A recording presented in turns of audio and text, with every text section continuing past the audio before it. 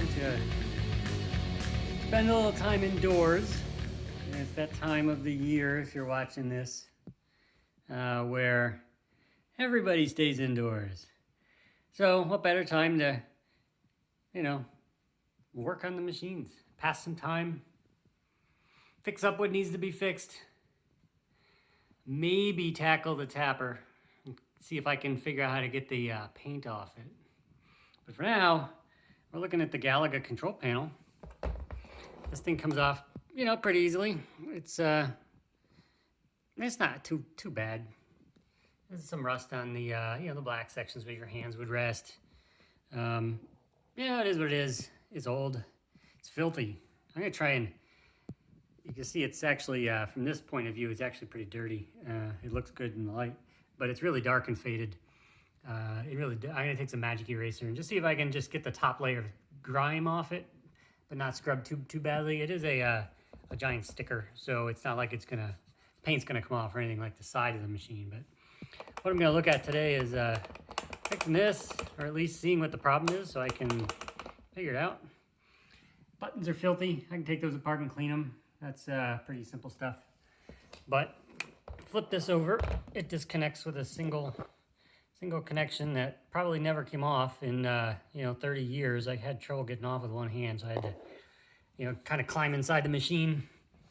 But it's a pretty simple operation. You got 3 switches for the for the buttons, and then the joystick's actually, it's just 2 switches as well. So when you move it to the left, it closes the switch. It's tough to see in the dark. But closes the switch. This one is needs to be adjusted a little bit, but we'll have to take it all apart anyway to fix it. And the other side is the same, which is a little better, minus the giant spider web. But if we look deep inside, focus in here, this thing plays. Playing this is up and down. It shouldn't even go up and down. And the problem is probably just that it's worn. I have to get inside there and tear it apart and see what I can see. But my guess is there's a giant groove in the shaft of the joystick. That's my guess, just from moving it over the years. And it's probably just a simple fix of new joystick shaft. If I can't find one that fits, because apparently these are a little hard to come by, not terribly, but enough where I couldn't just find one really quickly. I have to make one, or see if I can get not an original, but a reproduction. But it should only go left and right, but it does go up and down. At least it shouldn't go up and down this far, I don't think. There might be a little bit of play in it, but like from the factory, but otherwise it shouldn't be like that. But I'm gonna tear it apart, and I'll be back in a minute. Okay, so I got this thing apart.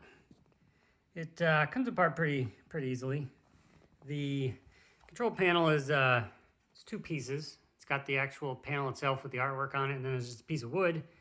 All the buttons go through it. So take the buttons off, clean them up. They just they're your standard buttons with the little, I don't know what those called, those rings. Screw them in, clean them up a little bit. They're cleaner. I have replacements. I don't know if I'm gonna replace them yet because they feel really good, and they're the original ones. So that one's a little stiff, but this thing is a pretty simple mechanism. So I took the left, I guess it's the right one, switch off, and when you take these off, it's just 2 screws holding it on. The middle rocker mechanism here just kind of slides in and press fits into here. So, and then this shaft here slides right through and holds it in. So if we look at if we look at the knob itself, the joystick itself, the shaft doesn't look too bad. It's supposed to be beveled like that. It's got some ridges in it, but not too much, because the pressure really is on that lip right here. That's where the pressure is against the bar there. when you're moving it. So when this goes in here like this, and it's pressed in, it gets held in with a little clip, C-clip that's on there. And this is supposed to only go left and right when you're playing the game. But you see that lip there?